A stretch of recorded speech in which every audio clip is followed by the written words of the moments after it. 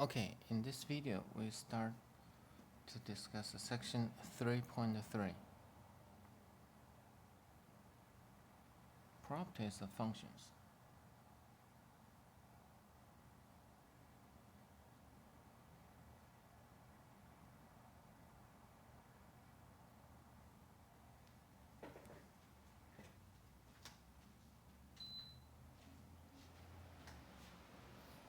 Okay. First, we talk about the even-odd properties.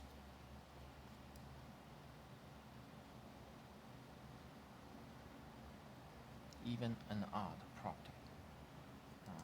Let's see the definition first. What is even and odd? We already know what is even number and what is odd number. Now, let's see what's the even function, odd function.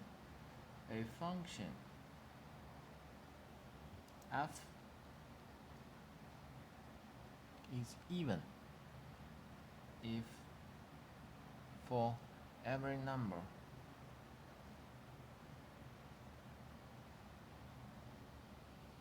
x in its domain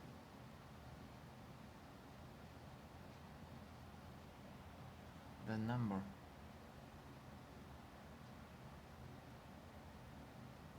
negative x is also in the domain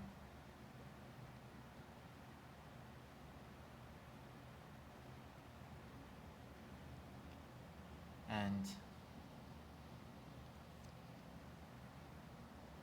f negative x is equal to fx.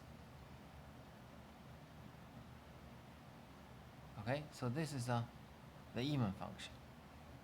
A function is even, an even function. Then what is odd? Let's first give both definitions and we have examples to clear them. A function is odd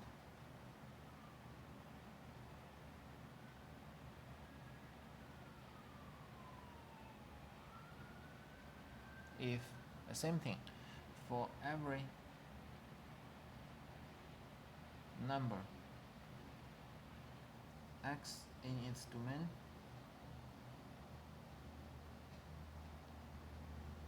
the number negative x is also in the domain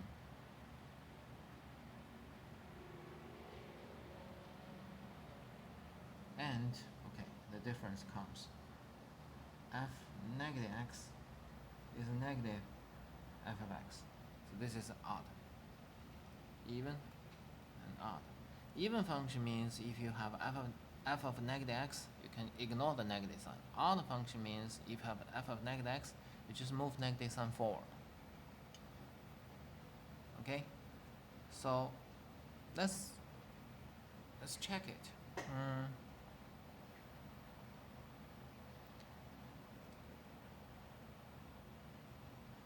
For example, let's see if we have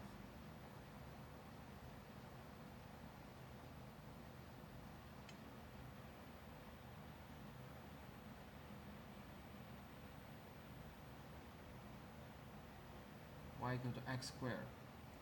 Y equal to x squared. For this function, you see here, whenever you have x is in the domain, the negative x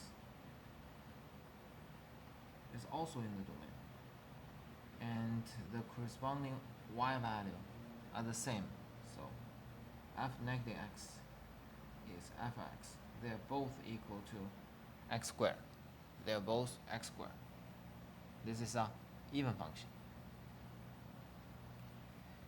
And even function, you check that because they have the same height, if you fold this graph along the y-axis, they coincide. If they fold it, they coincide. So it means the graph of the even function is symmetric with respect to the y-axis.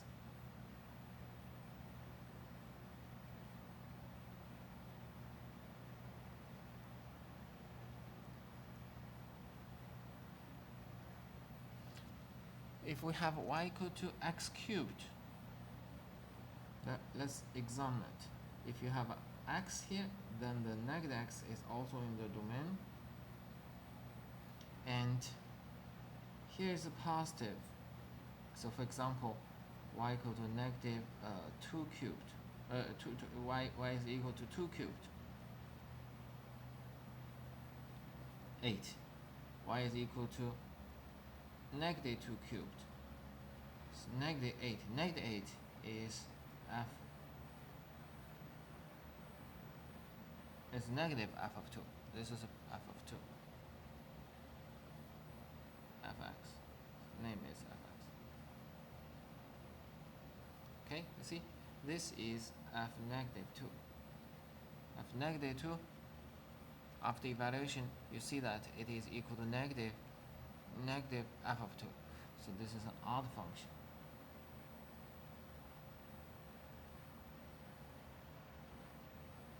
Odd function, you check, it's like the fan.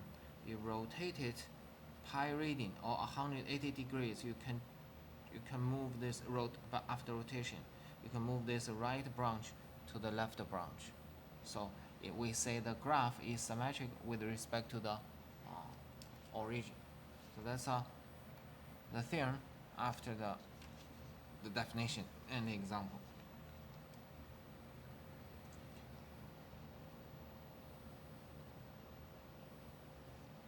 A function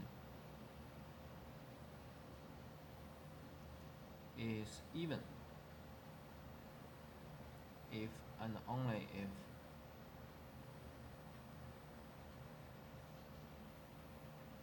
its graph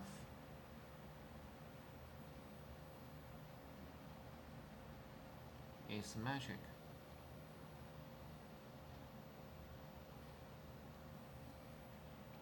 with respect to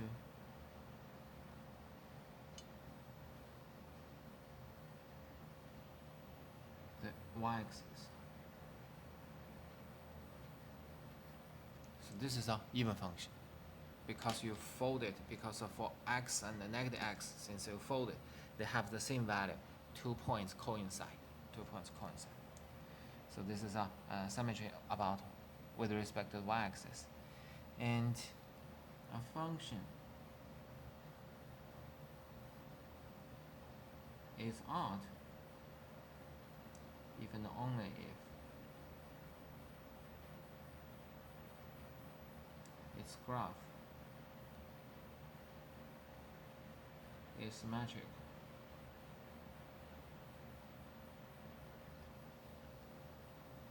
with respect to the origin. With respect to origin, you just imagine this y equal to x cubed, and when rotate this right branch pi radian, you will get the left branch. So that's the odd function, and actually that's the reason we get even odd. Here's x squared, it's an even power. Here's x cubed, it's an odd power. Okay, you can consider this as the reason behind those two definitions, why it is called even and odd.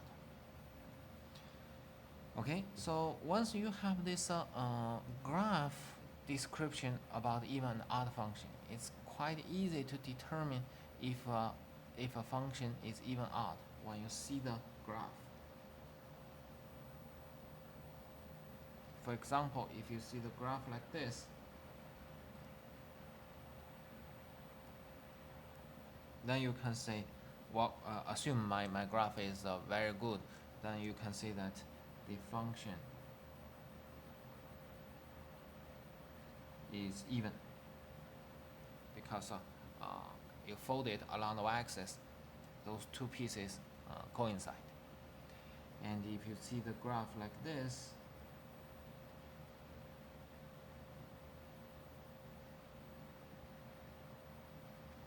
well, it's not symmetric about the y-axis, it's not symmetric about the origin, so it's the function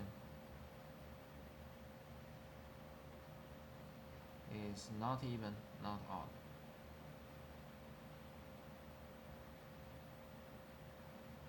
Okay, so it's not an even or odd function. And if you see the graph of function like this, let me stretch it.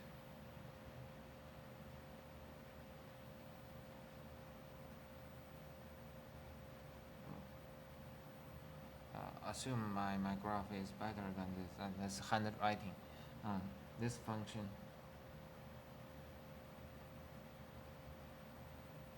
is an odd function.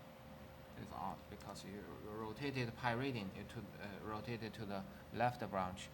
These two graphs is supposed to be the same thing, so it's an odd function. So that's the application, the simple application of the theorem.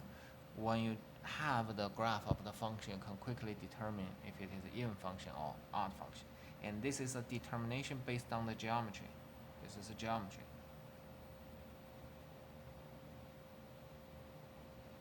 So the theorem actually says when you have an even odd function, that's algebra, like f of negative x is equal to fx, that's algebra. And if and only if the graph satisfies some property, this is geometry. So this, the theorem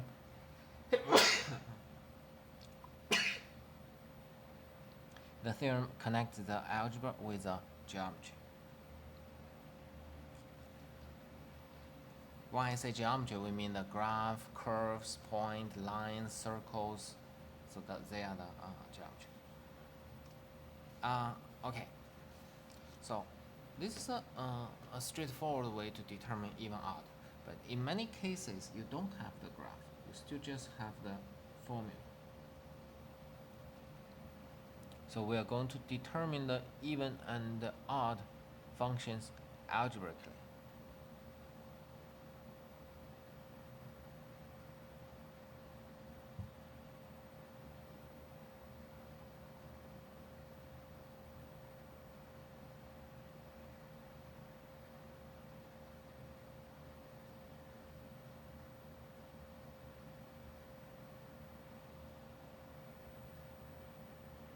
Determine the even odd functions algebraically.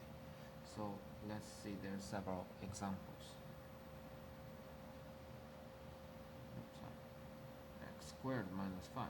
I want x squared minus 5. Okay, this is the first one. First one, let's check. To determine even odd functions algebraically, we just start from the definition. Okay, so we start from the examination of or computation of f of negative x.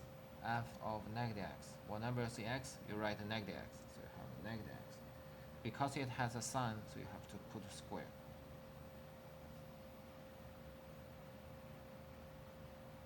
Okay, so this is evaluation.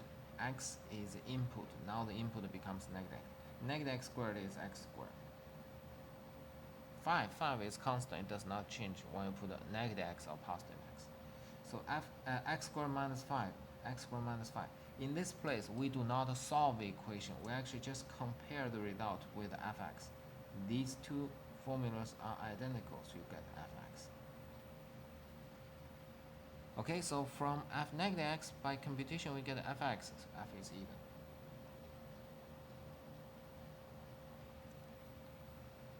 Okay, so it's an even function.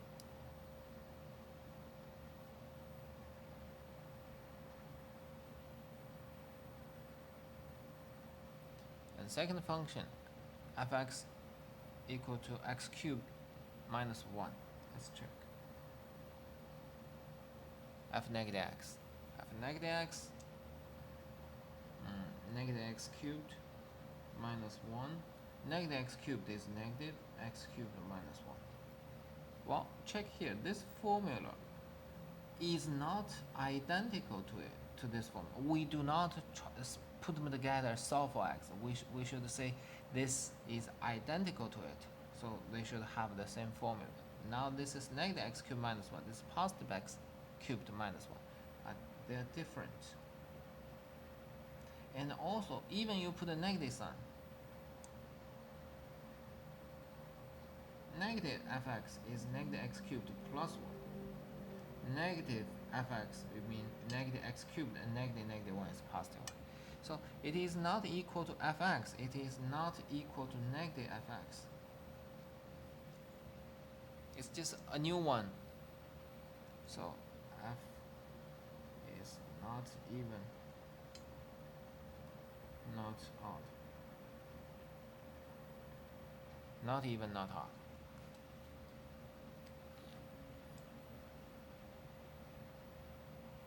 Okay, so it's not even function, not odd function.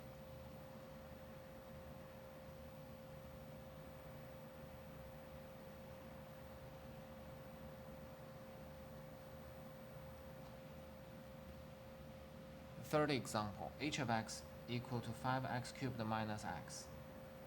And let's check h negative x. Here. Negative hx. So far, at this moment, we don't know which function we're going to compare with h of negative x. So we write both. H of x, negative hx. And then we're going to compute h of negative x. So it's 5 negative x cubed minus negative x. Don't forget parentheses. It's very, very important.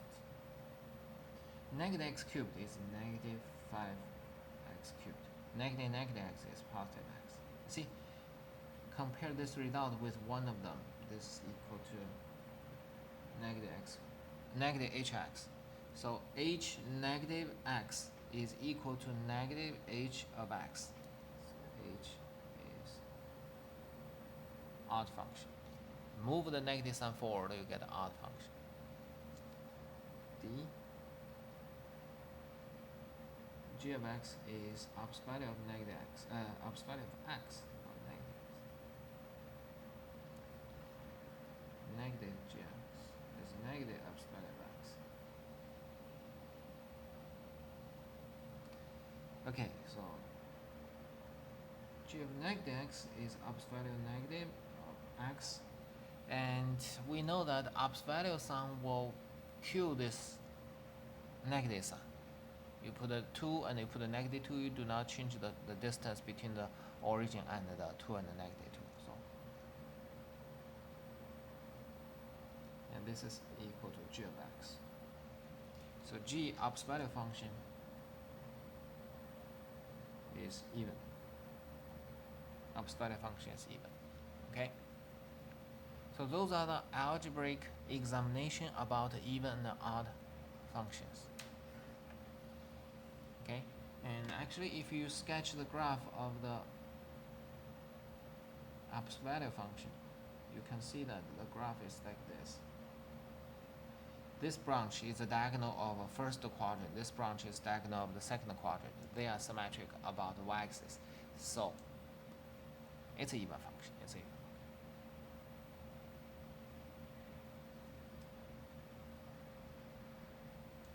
Okay.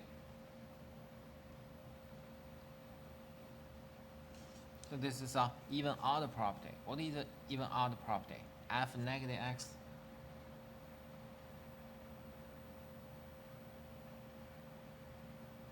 two directions.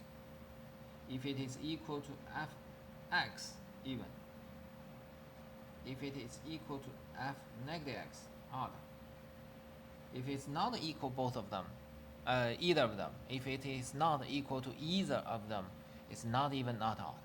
Okay, so not all the functions is an even function or odd function. Most of the functions, they are not even, not odd. Okay.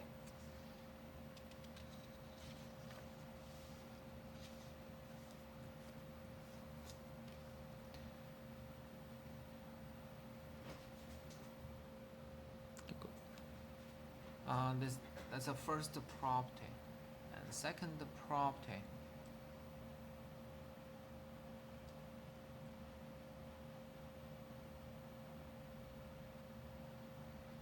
We talk about increasing, decreasing, or constant property.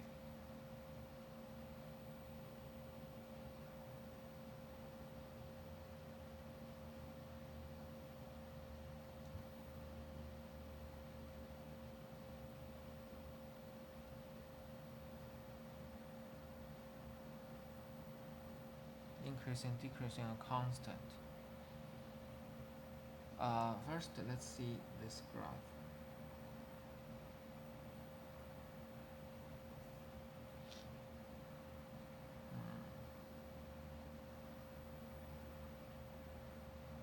Okay, so we have 1, 2, 3, 4, 5, 6, 7, and we have 1, 2, 3, 4, 5, 6, 2, 3, 4, 5, 6, 7. 1, 2, 3. Okay, so 2, 3, 4, 5, 6. 6 to 2. Negative 2, negative 3, negative 4, negative 5, negative 6. This point is negative 4, negative 2. This is negative 4, this is negative 2. And 1, 2, 3, 4, 4. This is a 0, 4. This point is 0, 4. This is a 4, 5, 6, 7. And then you have a 1, 2, 3. This is 3. And from 3 to 6, 4, 5, 6, 6 is 1 here. So 3, 4, 6, 1. Okay, whatever. This is a graph on page 224. A graph on page 200. When you have some graph like this. Example. The example is about this graph. Where is the function increasing? Where is it decreasing?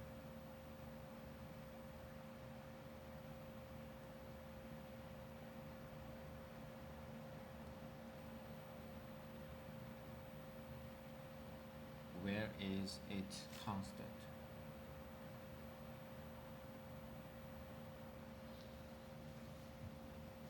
Okay, so that's a question. Where is it increasing and decreasing and constant in the graph, from the graph?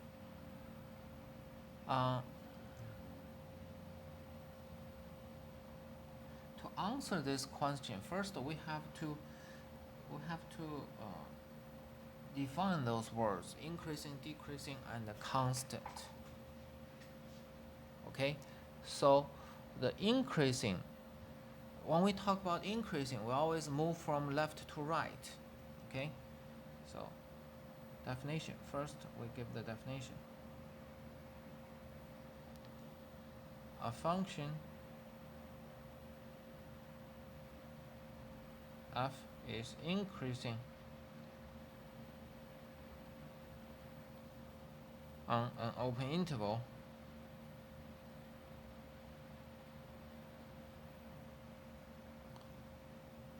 I if for any choice of x1 and x2 in I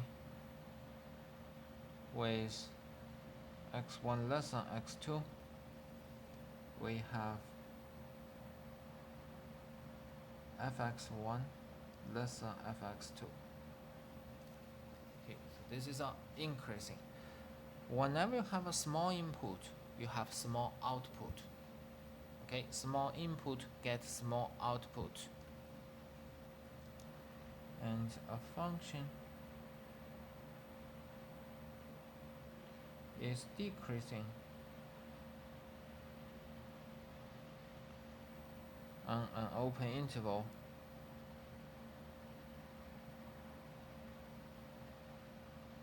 I if for any choice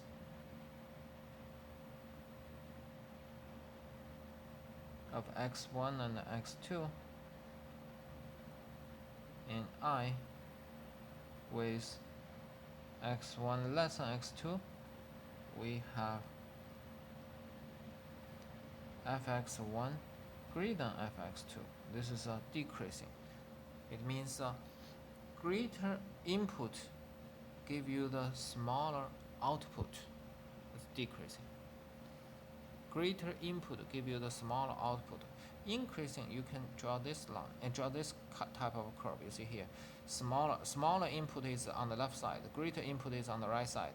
Smaller output is lower, greater input is higher. So increasing is always this way. Decreasing is like this. Decreasing is like this. So this is increasing. This is also increasing. Decreasing is this, and this is also decreasing. Okay, what is a constant? A function is constant on an open interval.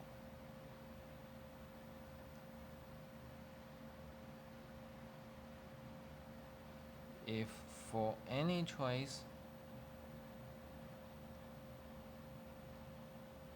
of fx1, fx2 in I, we have fx1 is equal to fx2. So with whatever input, I don't care who is greater, who is smaller, they have exactly the same answer. If that happens, you will see that the graph is a horizontal line. The graph is a horizontal line.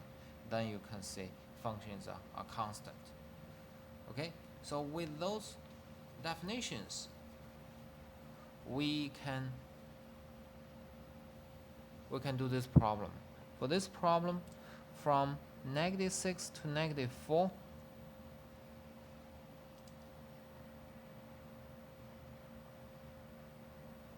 you see -6, -4, f is going down, f is decreasing.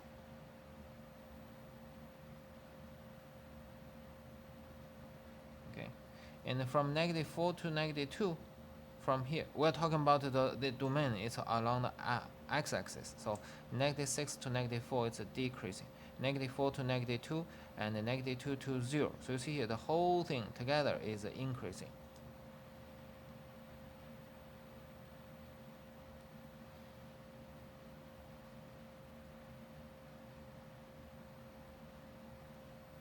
And between 2 and 3,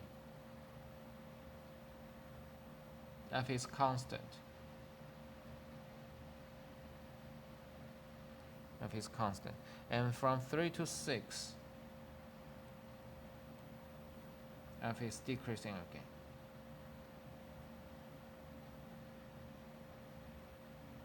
Okay, so that's the determination. Okay, so that's a way to describe the graph. Here is increasing, that part is decreasing. Okay, so that's the second property, the increasing decreasing property. And property. The first one is the even odd property. It's about the symmetry. Even odd is about the symmetry, and increasing decreasing property give us it is if the graph is going up or going down. And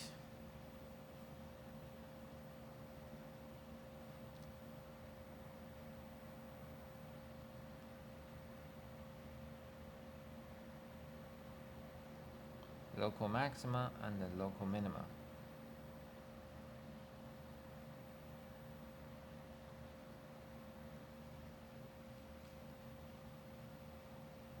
Let's talk about the local extrema. What is an extrema? This time let's look at the definition first. The definition of function f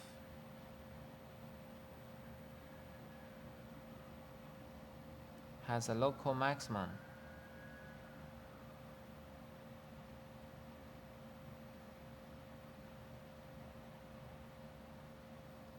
at C if there is an open interval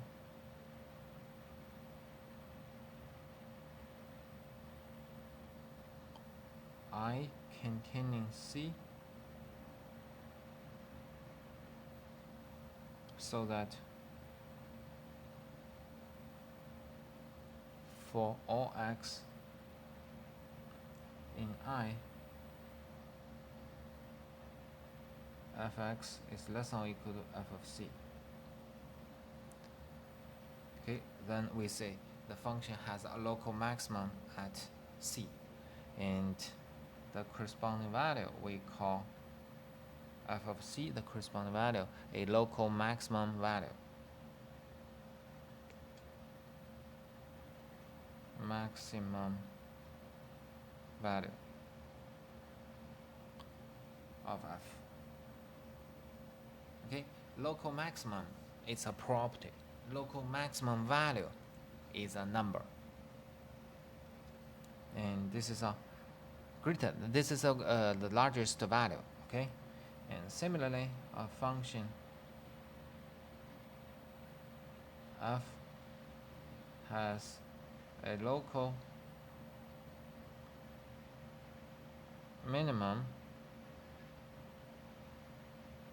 at c if there is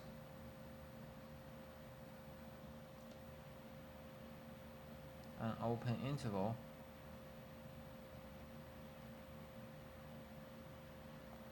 I containing c, so that for all x in I, fx is greater than or equal to f of c. This is local minimum, the property. We call f of c a local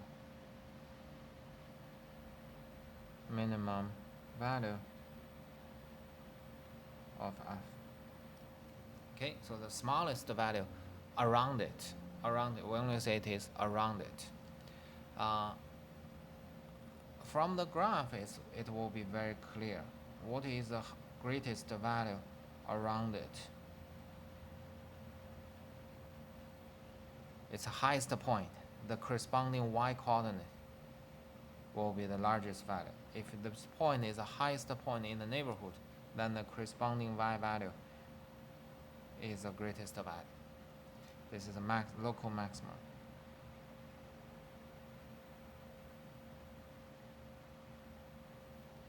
And local minimum, this is local minimum.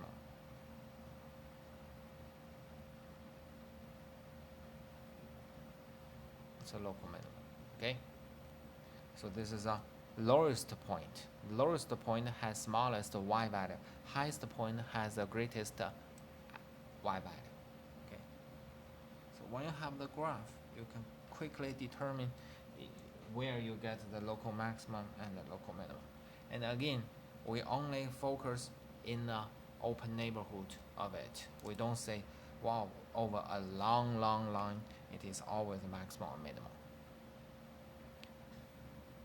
Okay, so let's see the example.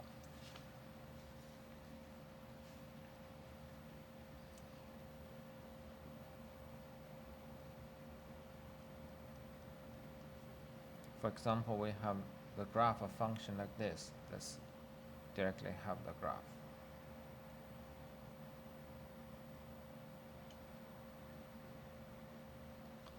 Okay, so assume this point has x coordinate 1, y coordinate, x coordinate -1, y coordinate 1. So it's a -1, 1. And this point, it is a 1, 2. And this point is 3, 1. Okay, -1, 1, 1, 2, and 3, 1.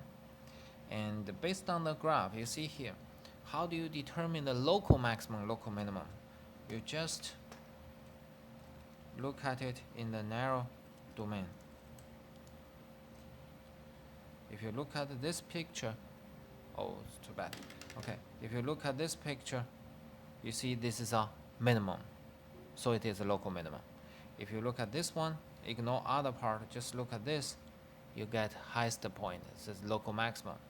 If you check this way, it's a local minimum. So when we talk about local stuff, we will cover most of the part. Just focus in the neighborhood, in a small interval. So we can say f has a local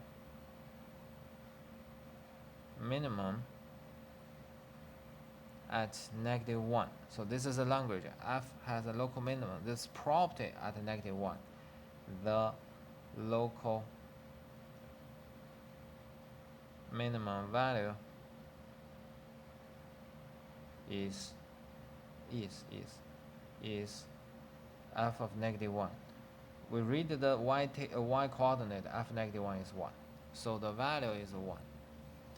And the local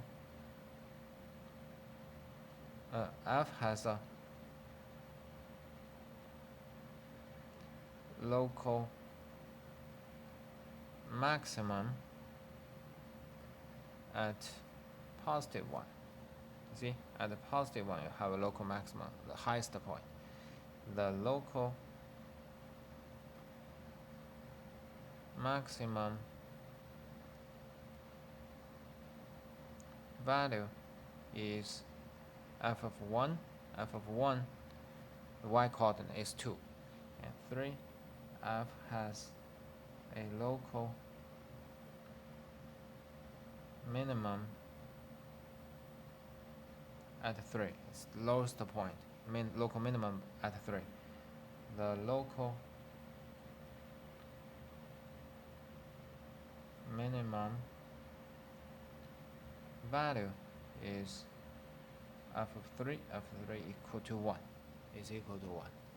So we get the answer. You see here, this point is called the local maximum, but actually you have even higher point. But those even higher point are far from it. If we only look at the neighborhood, this 0.12 is the highest point. So that's a local minimum. Okay. From the graph, you can quickly determine the local extreme. Just check the top point in the neighborhood and the bottom point in the neighborhood. The neighborhood, it has contained the left and right parts. So you see, in the neighborhood, this point is inside neighborhood, not on the boundary.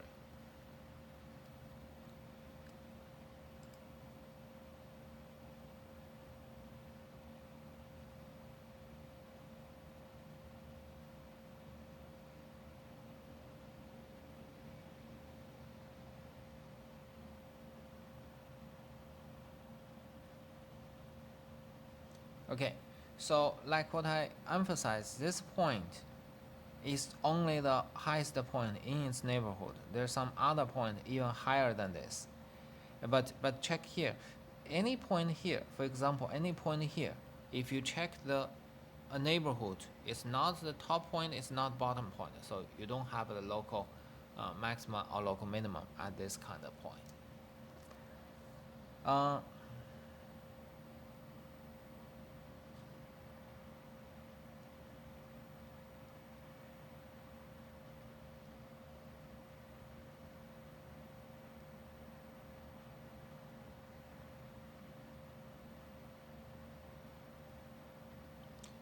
Except, other than the local maximum, let's talk about absolute maximum or absolute minimum. What is absolute? Absolute means I do not focus in the neighborhood. I focus on the whole domain. It is a the top point. Then it's an absolute maximum. If over the whole domain, it's a bottom point, so it's a local minimum. Okay, so that is absolute, not in the open neighborhood anymore.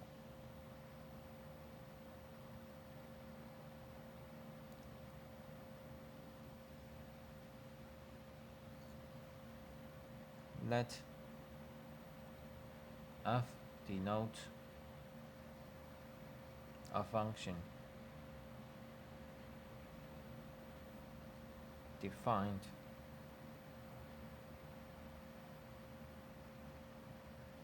on some interval.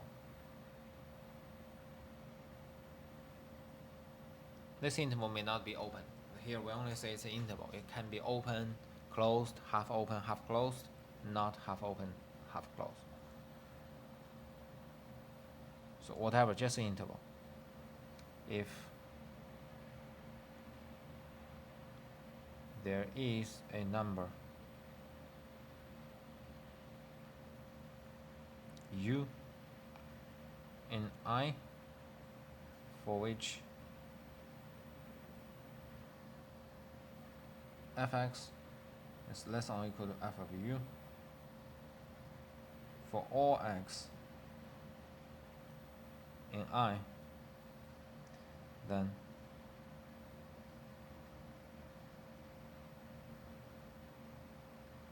the f of u is the absolute maximum of f on I, and we say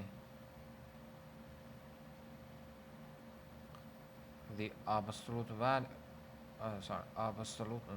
absolute maximum of f occurs at u. Absolute maximum of f occurs at u.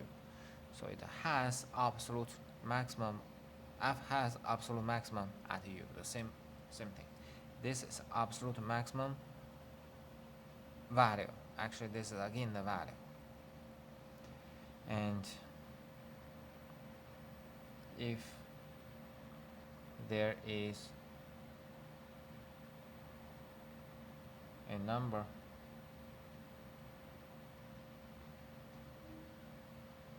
v in I for which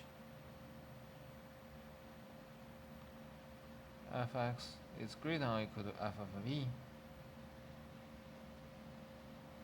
for all x in I, then not z, then f of v is the absolute minimum of f on I, and we say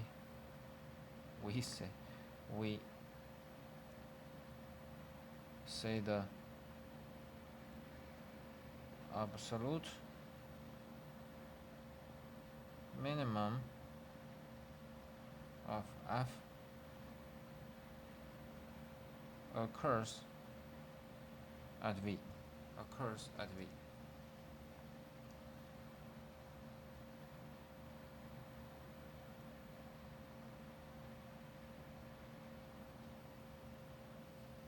Okay, so that's the absolute max and the absolute mean. So you have to put this value over the whole domain. So here this I is a whole domain. See, the function is defined over the interval I. So you only focus on this I. That's a domain, a complete domain. And if the value fu is the greatest value among all possible values, that's absolute maximum. If it's a smallest value among all the possible values, is absolute minimum. Okay.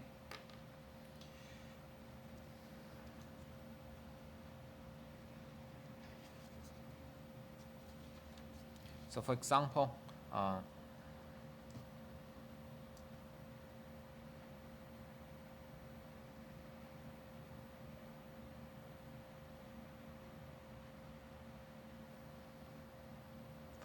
here you can see that this point is the highest point over the domain. Now we only have this domain, and this becomes UFU,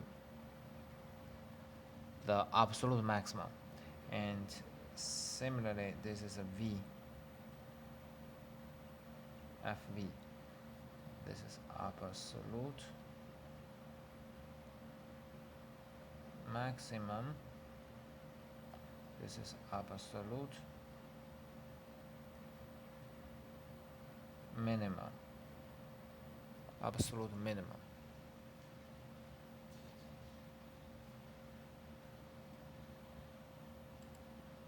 Okay, so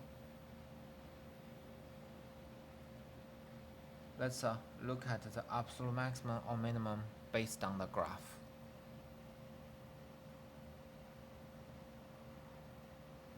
If you have the graph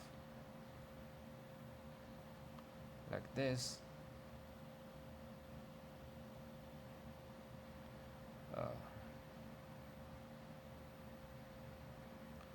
this point is 0, 1. This point is 3, 6. This is a 4, 4. It's a 5, 5. If you have a graph like this, you can see that where is the lowest point. The 0, 1 is the lowest point, and the 3, 6 is the highest point. So we say f0 equal to 1 is the absolute maximum.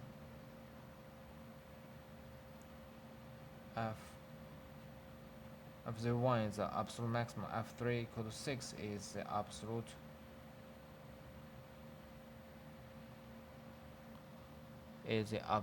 minimum. You have absolute maximum, absolute minimum. Okay, and also you check here. This 4, 4 is a local minimum, but it's not global, since here this point is even lower than this.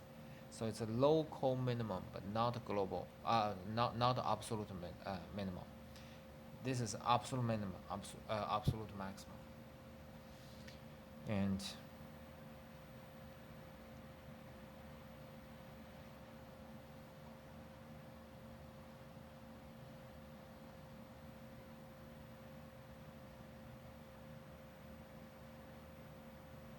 I draw a circle means this point is missing.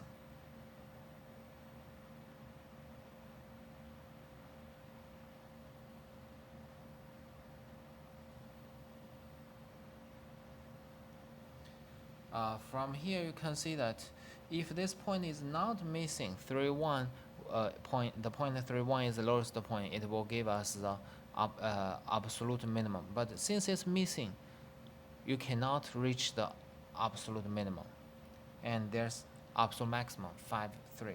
So f5 equal to 3 is the absolute maximum, but f has no absolute minimum. Not every function has absolute maximum or absolute minimum on its domain. Okay, so because this point is missing. Okay.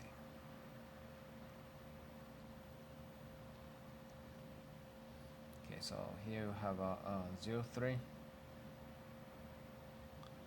then you reach to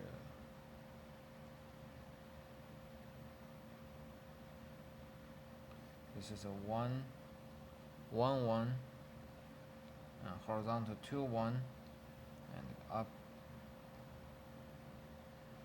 5, 4. So, and then we see here assume this segment is horizontal, then we say f5 equal to 4 is the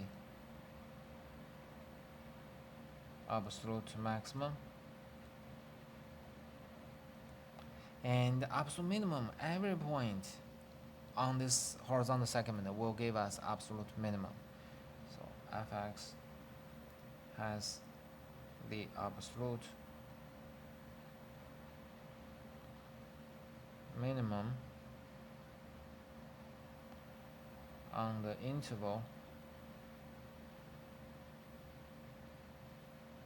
1, 2. So every point, because it's a constant. So all the values are the same. They are all absolute minimum value. Okay. And absolute maximum, absolute minimum, they are both called extreme values.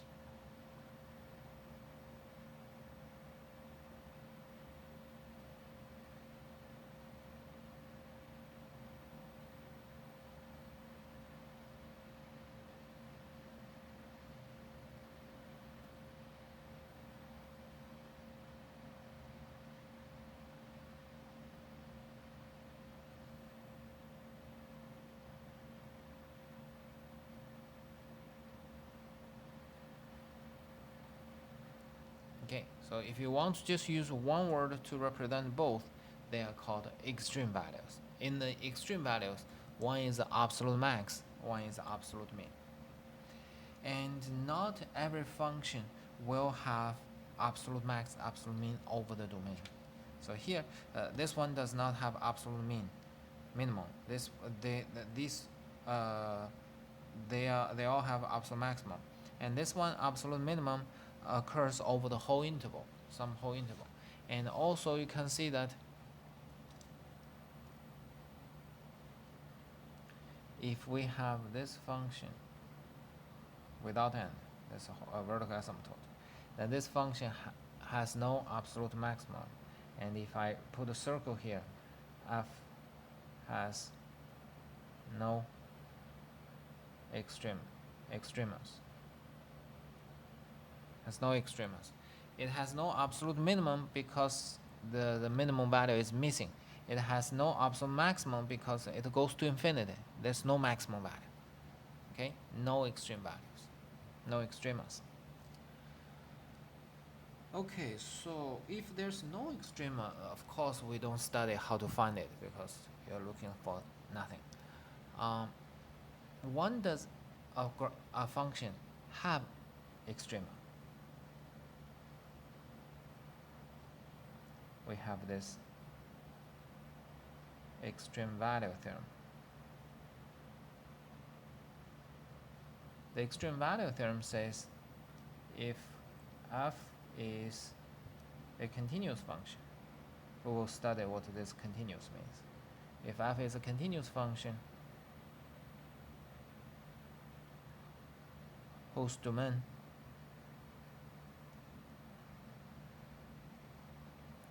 is a closed interval,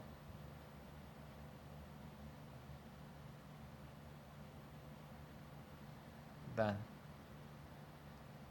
f has an absolute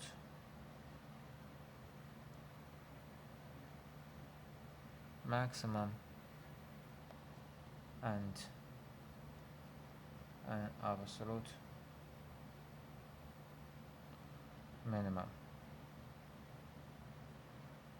Okay, if you have continuous function over closed interval, then you will have absolute maximum and absolute minimum.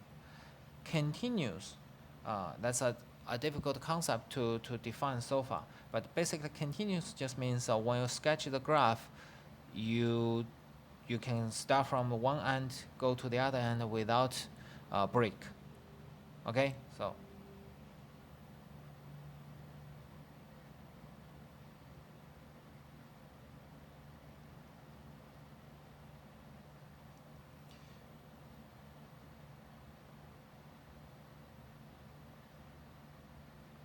continuous just means the graph is not broken.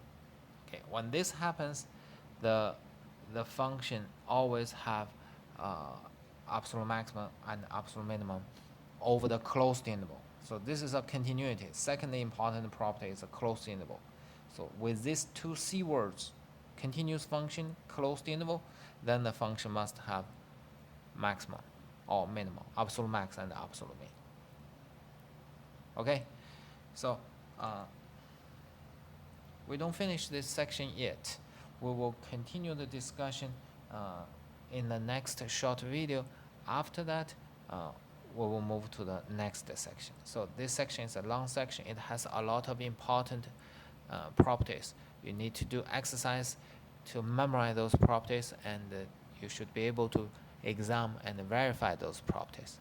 Okay, so we finish this section and continue in the next short section and next short video. Thank you.